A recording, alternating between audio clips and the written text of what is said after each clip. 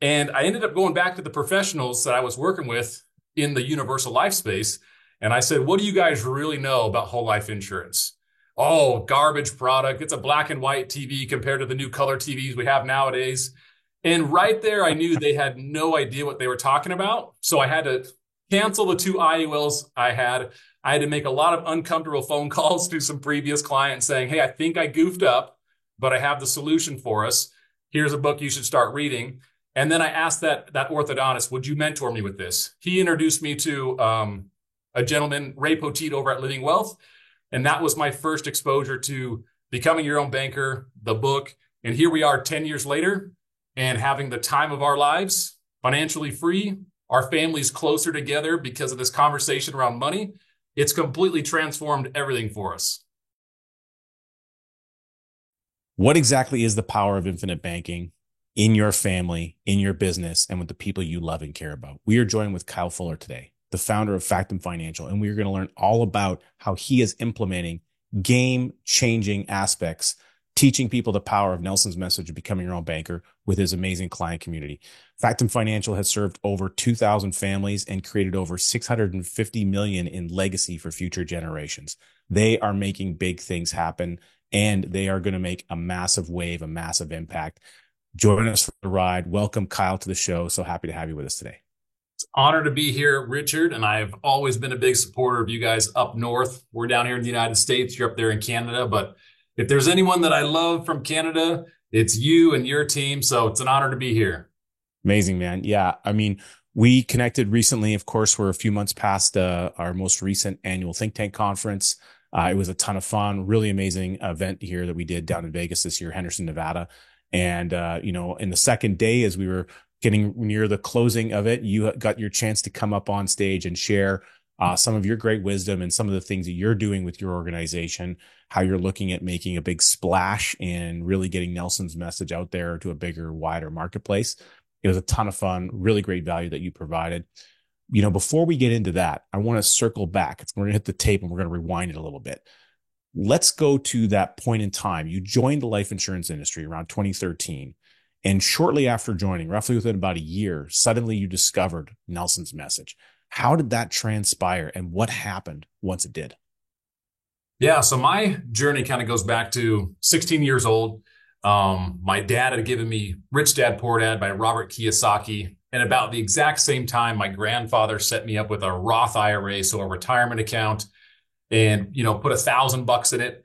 Best thing that ever happened to me. And he said, if you just work hard now and you put money into this retirement program, you could retire and play golf when you're 40, And I was like, oh, that sounds amazing. Cause, I didn't love going to school and I didn't really love working because I hadn't found my passion in life yet.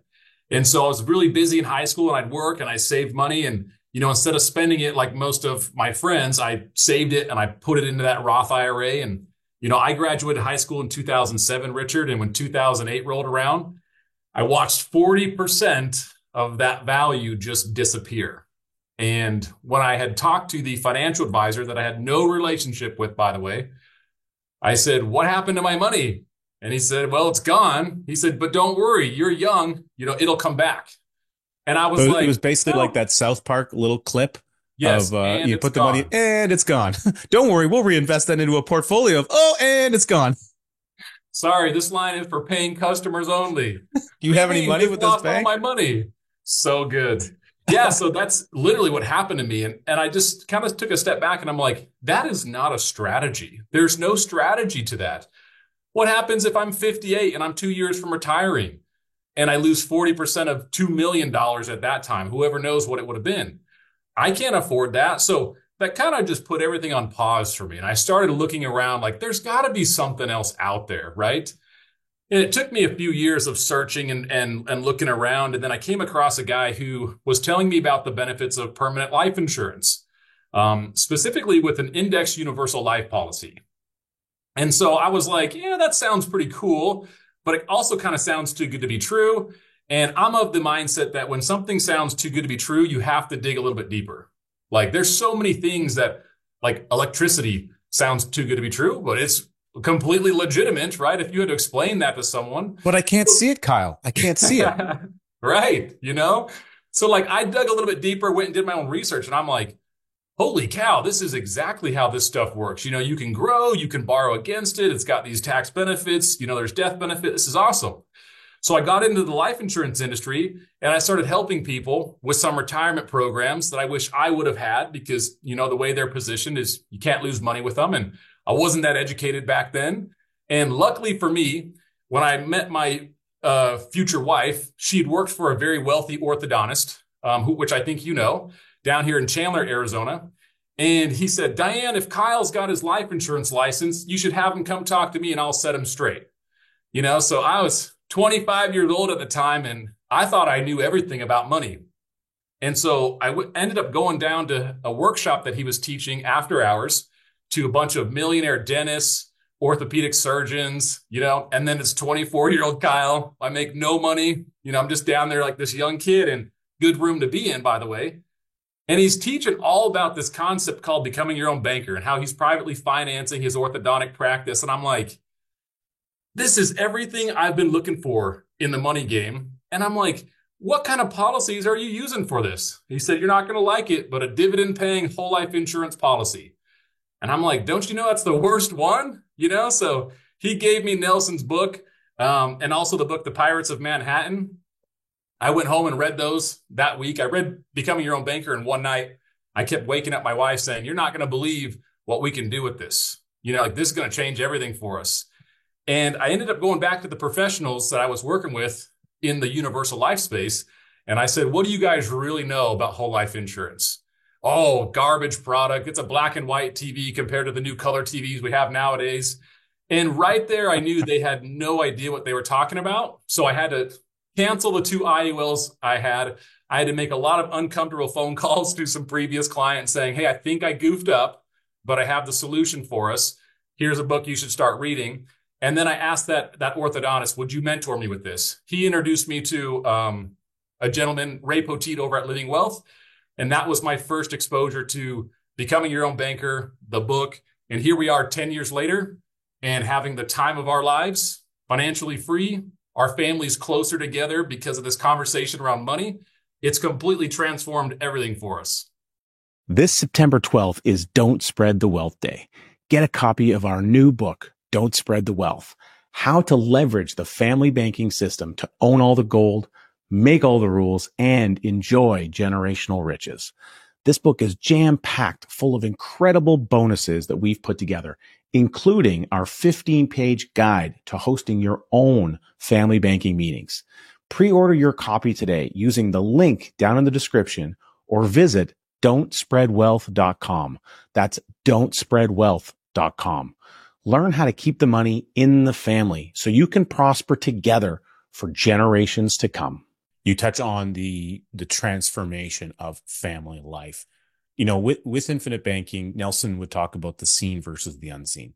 The seen is what's in the book. The seen is the illustration. The seen is, all these different, the application, the physical contract that you might receive. These are all things that we can see. It's what we don't see that really matters. And it's the subtle things that impact us that actually aren't that subtle, but you don't even see them impacting you until you have time to reflect later on. So walk me through a little bit about how that impact is experienced in your family directly, Kyle. It's an interesting conversation because banking is such an active function in the money game. Yes. I mean, it is all about money in motion and you have to understand what's going on. And so it requires work. And I think that's one of the hangups people get with this concept of becoming your own banker is it's not this, let me hand you my money, Richard. You manage it for me. And please tell me everything's going to be okay in 30 years. That was my old plan, right? This requires some work. And we like to really focus on that word becoming in the concept. It is a transformation. And so as we've learned and we've grown, you also have to have conversations with your spouse, with your kids, with your siblings. And I come from a large family, so I'm the second oldest of 11 kids, right? So most people off the bat. That's enough for a hockey team. Yeah, exactly. Most people can guess I'm either Mormon or Catholic, right? And that is correct. So I am Mormon or Catholic. I'll let you guess which one. And so we have this large family. And so when you start just calculating the cost, the lost interest cost or opportunity cost of not having a conversation with my siblings, my parents about just the value of vehicles that will be driven in a family of that size is so astronomical. It would be crazy for us not to sit down and give everyone a chance to participate in this. I mean, we're talking like $20 million of lost opportunity cost by not understanding how banking affects us for just cars, let alone mortgages, everything else. Now, that's all the scene, right? It's the dollars like you were talking about. But the cool part is, once the family has had a chance to kind of like come together around this, there's more trust, there's more self-reliance, there's more interdependence. You know, we work closer as a family now. It has changed the relationship among everyone. We're starting to operate like a very wealthy family, even though we come from a very middle income family. It's been the coolest thing to have happen. And the best part, I think, is seeing the effect it's having like on the next generation, which is my kids. Mm-hmm. I got a 5-year-old, a 3-year-old, and a 1-year-old. Now, by the time they're old enough to really understand what's happening, they will be so ingrained with it is totally natural for every American family to have a private banking system. They're going to think it's really weird that their friends at school, why do you guys go to Chase Bank, Bank of America? Why don't you just use your own family bank, right? It's such a cool concept. And what it's going to do is it's going to allow our kids to come to us with conversations, with questions about money. In most families, it's the exact opposite. The kids go away, and I'll tell you, those bankers are more than happy to build that relationship with our kids because they only look at them as potential cash flow sources. And we understand that they're people. In fact, they're the most important people in our lives. So why would we not want to instill our principles, our leadership, and actually enhance that relationship as opposed to distance it? So our family, the Big Fuller family, is closer than ever because of education around money. Isn't that so cool? Yeah, it's amazing. And you guys actually meet quite frequently. I don't know if you're at a monthly level to a degree, at least with maybe not all members, but certainly, you know, a core group of family members. You kind of you get around kind of the boardroom table, as it were, maybe not the dinner table, but you're having these conversations on a fairly regular basis. Could you speak to that a bit more? Yeah. So, you know, as a family, we try to get together every Sunday. So, you know, we're LDS or Mormon. That's a pretty common thing in our culture and community. We like family. We stay close. And so we're already kind of always together. But quarterly, we meet at our office and we have really serious conversations about leadership, growth, financial education. And keep in mind, these are not like high-level investing conversations.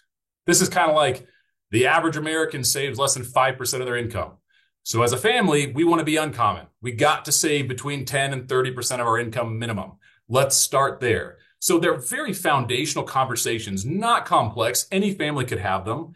And it just takes some time. So we meet quarterly because I do think traditions matter and consistency is important. And so sometimes there's 5 of us, sometimes there's 15 of us. And whoever can be there will be. And granted, not everyone in the family participates in this right now. Most of them do. But, you know, we do have a few family members who are too smart for this. We'll just put it that way. They probably have some of those big degrees I keep hearing about.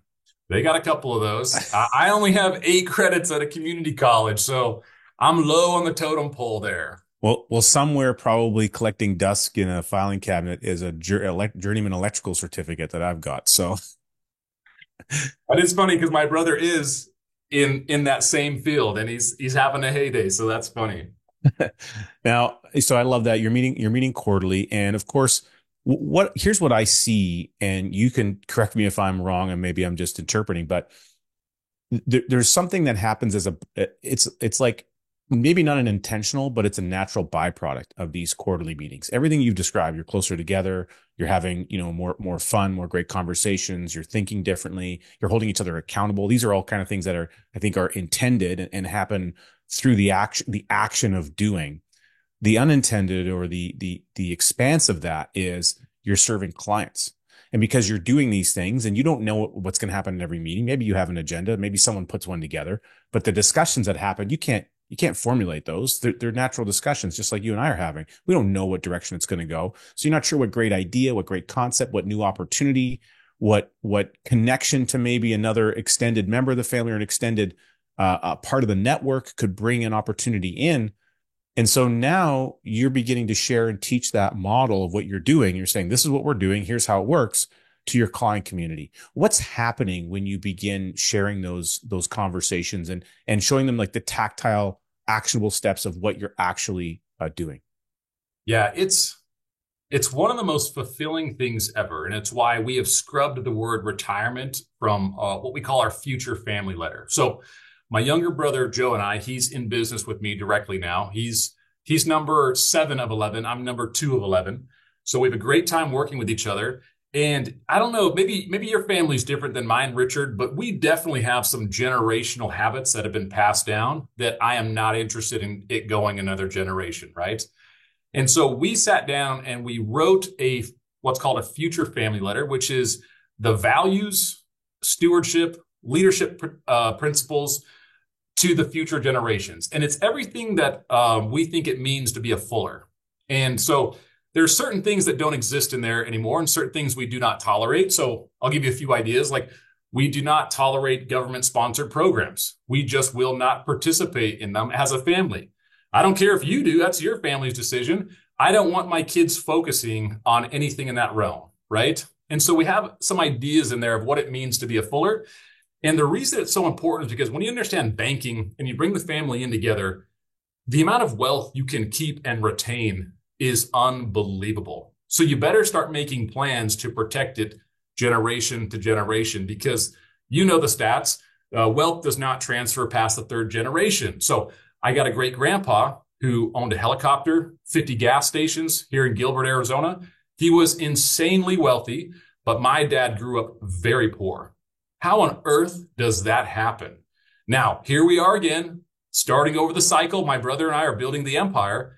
If we don't instill our values, principles, work ethic into our trust with some documentation and the right team, everything we're working for will kind of go to waste by the time my children's children get the money, right? So we're not interested in doing that.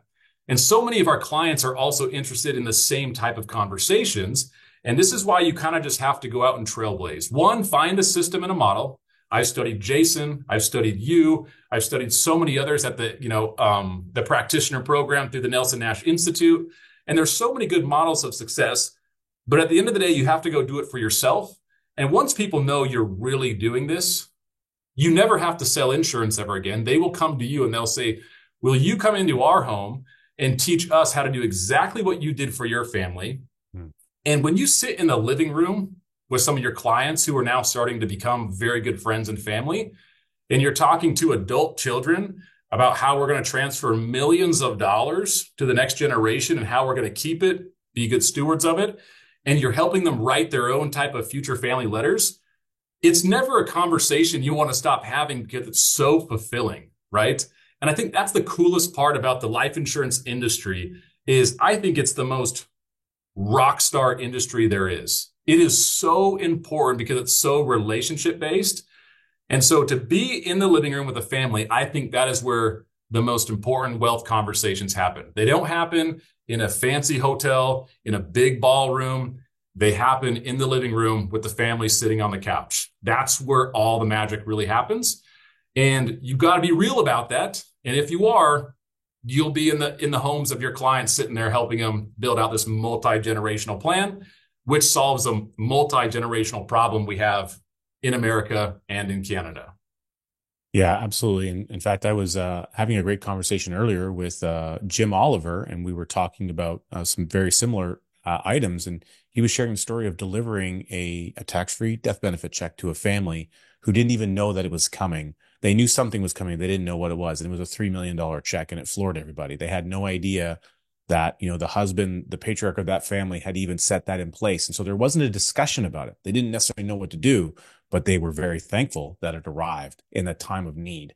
And so you never know what you do, a conversation you have with someone, asking them to go buy a book like Becoming Your Own Banker, how it can really shape and impact not just them, but the ripple effect of everyone else in that same pond.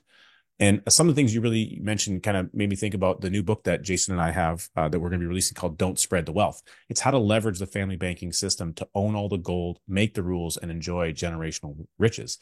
And enjoy doesn't mean enjoy the money. It means enjoy the people. Who are the people that are involved? The generational riches is the connection that you create amongst your family members. And you shared some very interesting components about your journey so far, Kyle. And I have not as many siblings as you do. We don't have enough for a hockey team, but I have three older half siblings, and everyone love everyone. They're wonderful. But I was blessed by being the youngest of everyone, in that I had the ability to see things take place in life ahead of me. I almost had, like, maybe not a crystal ball, but I had an ability to say, okay, here are things that are happening with other people. And do I want to have more of that, or do I want to have less of that? Do I want to have a different path? It gave me an opportunity to think through things. And I didn't even know I was doing it. It just kind of naturally happened. I was like, oh, what happened over there maybe doesn't seem like it worked out so good.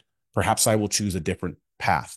And so there's people in our life that can help us do that. Whether you're the oldest or the youngest of siblings, you have no siblings, there's some older, wiser person. There's an older person that you know in your life or that you see on the street, and you can have a conversation with them and find out where was some of the turning points and the pivot points in their life and their journey that maybe caused them to go a direction they didn't want versus a direction that they did. And if you ask enough of those questions and you speak to enough of those individuals, you're not just getting the hyperbole and the social media quote post about what to do. You're getting the real life story about what happened. And what happened can turn into a question about what you might do differently.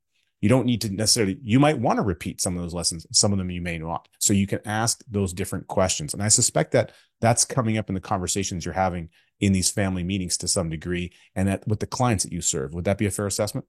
Absolutely. One of the common things that we hear is, number one, I wish I would have known this 20 years ago, or I wish I knew then what I know now, right? And it's that retroactive perspective where if you could go back and be able to chart your course a little bit differently, it makes a world of difference. And one of the ways that we can kind of hack into that, our books, are other people's models of success. That's why becoming your own banker is so vital to people learning about this process, is because how many years did Nelson kind of stumble through things and have it, never really see it, and then kind of like didn't know exactly how to fund the policy, or, taking dividends to pay premiums, things like that, instead of buying paid up additions rider. There's all the things in there that we get to learn and benefit from now. And I think that's one of the most rewarding parts about being a leader and a trailblazer, is sometimes people think, well, it kind of stinks that we're the ones that build it all because the generations after us reap. And I don't really look at it that way. I love the idea of what we're building. We're kind of the first to do it. I feel like it's a rite of passage. It's a wonderful opportunity to be a leader. And there's a quote that we like and we share in a lot of our meetings, that the person that plants a seed knowing that they'll never sit under the shade of that tree is starting to understand the essence of life. And a lot of us that are doing this for the first generation, our families, are those individuals. I'm okay with that. I will take that all day long, knowing that all the future fuller generations will be set up. And as long as we have the right team, the right documentation in place, the leadership and stewardship is instilled, most likely the Fullers will end up producing a lot of good people in this world with a ton of resources. And that's something I think we desperately need, especially in the United States. You guys probably need it in Canada too. We need more good people with good resources. Well, it's interesting that you mentioned that. And I'm glad that you brought that up, because, whole life insurance is the original GoFundMe account. Yeah. And it doesn't take you long to scroll a social media feed to see GoFundMe's out there. And absolutely, there's people that are in need. They need these, whatever that help is. But oftentimes that help could have been simply fixed by having the insurance in place, because that's what it was designed for. And when you think about the system, and I say the system aggregately as in, the bureaucratic machine of the system, and there's all of these social programs. They're called social programs because they're a program created by a bureaucratic entity to help some social good that people are in need. Okay, so we want to help people in need. We can understand that. However, if we had proper insurance for people and there was cascading death benefits coming along, just imagine if every child born within 16 days of being born was issued their own whole life insurance policy. that wouldn't immediately fix everything overnight, but over a generation or a generation and a half, virtually almost every social program that we need to fund with tax dollars could probably be eliminated because the dollars would show up and there wouldn't need to be a burden on the system in the way that there has been. I really do believe that fundamentally. And so the work that we're doing by teaching Nelson's message, if you want to look at creating generational impactful change, change begins with you. It begins at home. It doesn't begin out there in the world. Everything starts and begins at home, and then it echoes outside of that. The lessons that we teach, the things that we do, you have autonomy and control of those decisions at the home level. You don't have them at the protest level necessarily. So if you focus on what's going on here in the local environment, your personal economy, then it can spread to your local economy, and then it can spread to the state or the provincial. Like you can build things out the same way. You know, when a rock hits a pond, it's not the last ripple that shows up first. It's the first ripple. You're the first ripple is kind of what I'm getting at. Yeah, it's, the most important part of an organized society is the family unit. It is that first ripple. And so that's something that we believe.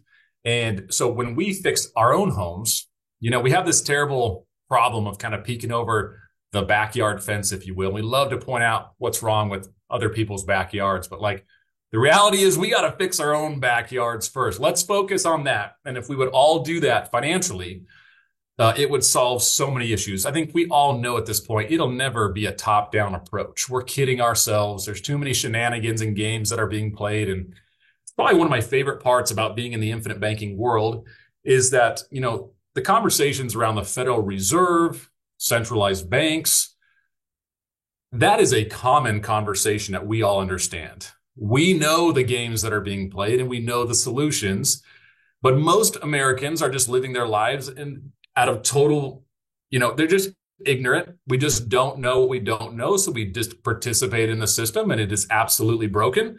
I learned that at 19 years old, that something was not quite right with the financial system. There was a game that was being played. And I think one of the most rewarding parts of what we teach, Richard, is as soon as people see it, it's like Nelson says in his book, The Baseball Bat, right? Eventually this stuff hits you. And once you see it, you will never be able to look at the money game the same way ever again. It changes everything. And when someone has that moment and you can see it click, that just lights me up because everything just changed. Because what you described, when the kids are born and, we're talking $5,000 to $6,000 in premium per year, $900,000 of death benefit on that 2-week-old, like instantly. That little policy is so efficient to go throughout that child's life, even if they don't buy any more insurance, just to wipe out any potential debt, right? Any ties to other people financially, it's just completely obliterated. And if more American families would operate like that, think about the economic impact it would have.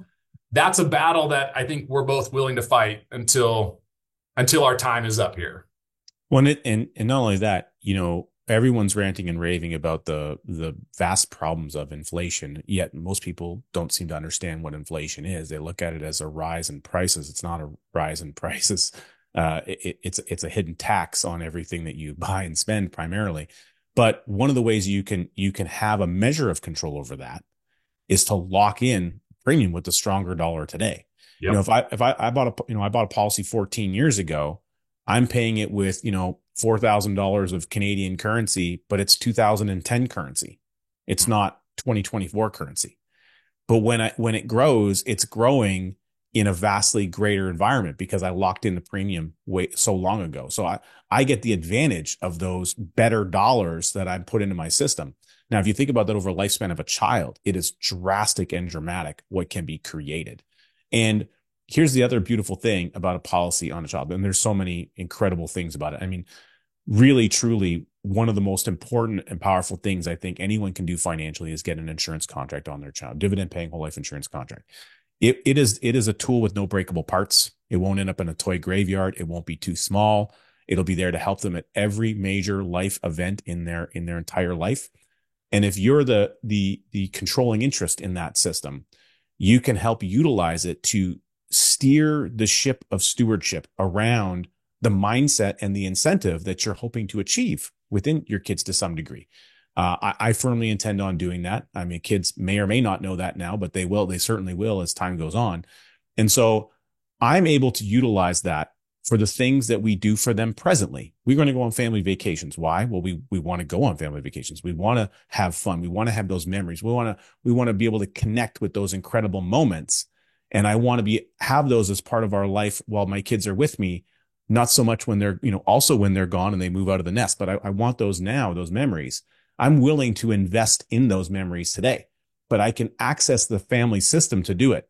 And when we do that, the kids already know, oh, we use the family bank to get here. We have a conversation about using the family bank. And then we talk about what has to happen. Well, in order if we want to go on another trip and have these great memories, we have to put the money back in so we can reuse it again for the next part of the system. That basic lesson, and at 4 and 6 years old, my kids are now 6 and 8. They're starting to understand those components. They don't know about insurance. They don't know about dividend paying anything. They don't know what an illustration is. They don't know about policy loans. They don't know. They're pretty confident dad doesn't really care for the government much. They do know that. I mean, there's some fundamental things that they do know, but they don't know anything about any of the stuff that just doesn't matter. And tying into that, what I'm curious about, Kyle, because I know Jason, he recently attended one of your events. Unfortunately, he couldn't be with us here today, but I believe he brought some of his important family youth with him. Maybe share a little bit for our listeners. What was the experience of having, Jason and his son and his nephew come down and join you guys at your event recently? It's so awesome because I think people that tend to love the concept of becoming your own banker, the infinite banking concept, they tend to have a lot of the same type of values, right? There's usually some type of distrust for the government. They know something's not quite right, which is why they're searching. They know the financial system's broken. They usually have strong family values. Not everyone, but a lot of them, right? And so to have Jason come down with as many years of experience as he has, to bring 2 teenagers who are having conversations around money that are still basic and foundational to the audience in the room, but to a 15 and 16-year-old, they are top 1% of the 1% for their age group. And it's nothing that complex. It's just their habits around money are going to be infinitely stronger than most individuals at that age. They have been programmed with all the truth immediately. That's the biggest the deal, right? So when our clients got to see that, number one, I think it gets them hungry to have better conversations with their kids, which when has that gone bad for anyone? To have a stronger, closer relationship with your child. And this time it's around money. And the second part was this transition of going from a small banking system that Jason shared, First Policy, to the current size in a relatively short amount of time. We're not talking a 30-year trajectory. This is like 10, 15 years, everything changes, and it changes drastically. And so I think for our group to see that, it was so compelling and so good, and it just changes the conversations. And, for my boys, and this is how fast it can happen, Richard, I got a 5-year-old, a 3-year-old, and a 1-year-old. Now, at about 2 years old, I just start talking to them in the language of money. I say, Ridge, he's my 3-year-old now.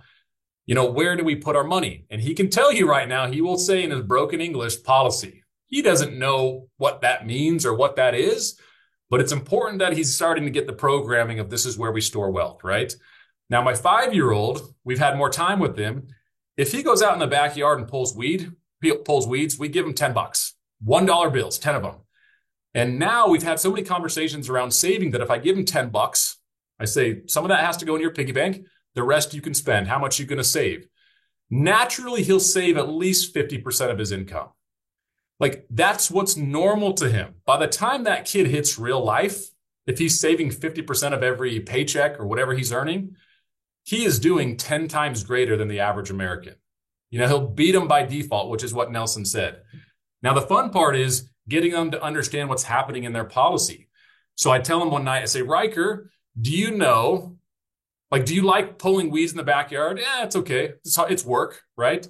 I said, do you know that every night you go to bed and you wake up, there's more money in your insurance policy? He says, that is amazing. He didn't really know what that means, right? But he's starting to get an idea of what's happening with money. It's really interesting how fast they'll pick up on this stuff. And as long as they can get the basics, think about how much easier the conversation is for us being parents, Richard, by the time they get to like 10 to 15. And if you start it young enough, the result that you get is what you see with Jason's nephew and his son. They're at a level where those kids will have so many advantages being an employee, a self-employed individual, a business owner, or an investor because they understand the function of banking, which I would argue is more important than all four of those players in the money game. If they understand the banking part, the rest of the money game is quite simple. Yeah, absolutely. I love the connection that you're making, you know, with your kids around the fact that the money's growing every night. And I think that's absolutely phenomenal. You talk about the programming, and words have a lot of power and they have a lot of meaning. Now, there's the meaning that Webster's dictionary would give them, but then there's the meaning that they hold for us based on when we hear or we interpret the word, and we put that word through our own filtering process. That's the programming you're talking about. And some words, like the word retirement, that has a form of programming attached to it for a lot of people. It has a meaning for something. And, you know, retirement, or to retire, means to basically go to sleep. And so retirement for many people, although they might not know that, it might be alluding to the great sleep, the big sleep.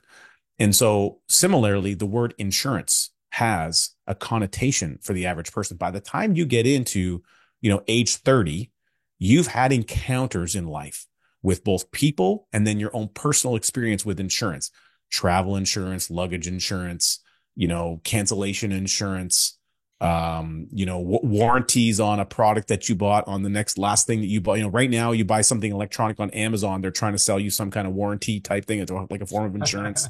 You know, you've got your car and home and auto insurance. You're going to have an experience with these things. And because they're all attached to that same word, if you have a negative experience, or you have a family member who had a negative experience because they didn't get their insurance payout for that car on that car accident, it begins to nullify the feeling, the positive potential of that feeling of that word in your brain. And then you develop potentially a jaded view. And I find that that's the case. That happens with most people, especially by the time that they're over the age of 30. The concept and the simple mentioning of the word insurance becomes almost like a poison in their brain. We can control that. You can control that as the listener by changing how you think about something. And in the space of whole life insurance as a phrase and put together, it has its own meaning, because the financial industry for the last 40 years has basically, you ever see that movie Office Space from years ago? There's this printer that's jamming up and not working in the office, and everybody hates it. And there's a scene where they take the printer out to a field and they've got baseball bats and they're just smashing it to like loud rap music. And it's this really kind of impactful scene. And I just imagine like that's what's happening essentially for what the industry did to the concept of whole life insurance, because it wasn't as profitable. And there's all these reasons. And so thankfully, Nelson, through the mechanism of understanding what, you know, the mislabeling of things need to be called based on their major characteristics. That's how we classify them. It should have been called a personal monetary system with a death benefit thrown on the side for good measure. Of course, we need some kind of a great acronym to explain that. And when you quantify things by their major characteristics, you can actually think through them clearly, and it becomes much easier to interpret. All we're doing and all we're teaching people is how to interpret the utilization of monetary principles through the implementation of a very efficient tool. But even if you don't have the tool, you can still implement the principles. But the key thing is you got to start understanding and thinking through them properly and having really good discussions. And your team at Factom is doing a great job of starting to spread that word, and you're growing as an organization. So talk a little bit about where you see the growth of infinite banking, of people embracing and learning the concept of becoming your own banker. What do you see in the trajectory for our future, for our listeners tuning in, Kyle? What's your vision coming about?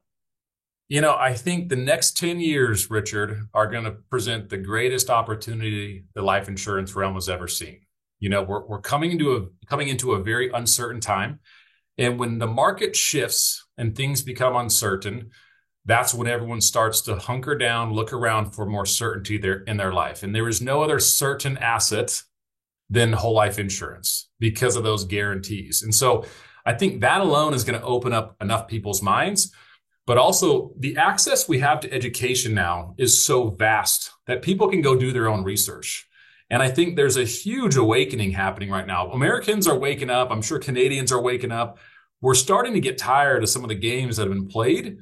And as soon as we find the right education, it's that phrase, truth is sweet to the ears.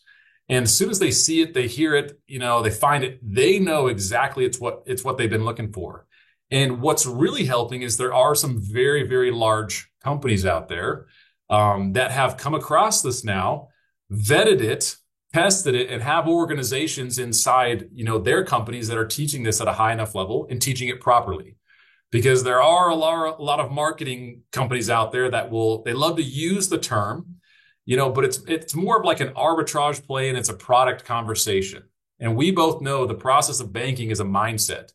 You got to understand why you want to be a banker, how that works. There's rules to it you have to follow. And if you insert the right tool into that mindset and those rules, you get something really amazing called infinite banking. And like you said, you could do this with a checking account, hypothetically a 401k, an index universal life policy. There's a lot of tools you could use as your primary banking tool, but the tool we would recommend is the whole life insurance policy. And, there's so much good education out there, and the Institute is really starting to take off as well. And, all this stuff takes time. And to me, I always just think back to just Nelson. Like, we're out here, doing the same things you guys are, Richard, and it kind of feels like we're small, but I know we're growing. It's happening right now. It's starting to pick up. People are seeing it. But I think back to Nelson, I only got to meet him one time in person, ran into him into the hall, and I just had to say, thank you, Nelson, because of you and that book, my kids will never have to walk into the inside of a commercial bank ever again. My oldest was like 1 at the time. And, I only met the guy once, but he had such a tremendous impact on our family. And I think back to him teaching this without a lot of the tools, without a lot of the online platforms we have. This guy was a true maverick, teaching to whoever would listen when everyone probably thought he was crazy. It's hard enough to do this with a company, Richard, with a bunch of colleagues all over the US and Canada. Imagine being the first one. You have to be a completely different type of individual. And where it's at now, I think it is past that point of no return. Now it's going. The compound effect is in place. What's in motion now will not be stopped. It's just a matter of how fast and how accurately can we push it forward with the right education, the right people. And that's kind of what's happening now. The bad ones will get weeded out. They always will, because good education exists out there. But I think what we'll see in the next 10 years, whole life insurance and this concept of infinite banking will be on the map at a bigger scale than any of us can imagine right now. I am super excited for it. It's amazing. I love it. And I agree with you. I concur that the trajectory is in motion. We've got the right foundation is being built and has been built. The groundwork was laid by Nelson.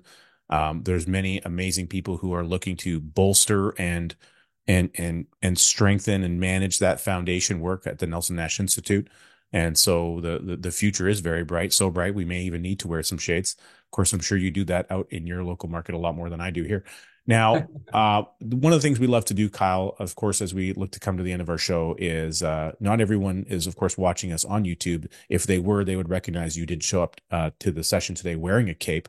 However, you probably have one in the closet there somewhere. I'm sure you bring it out at parties and at client events. Now, you may not realize this, but when you show up with your team, when you show up with a big vision, when you show up to the gym to work out, and I see all these amazing videos of you working out with your family and your teammates, and you're holding people accountable to a high standard, you're showing up like a hero. And so the question we have for you is, who would you most like to be a hero to? That's a great question. Honestly, it would be my brother, Joe. One of the closest guys to me. I look at him and I see a younger, better version of myself, right? We have a lot of similar characteristics.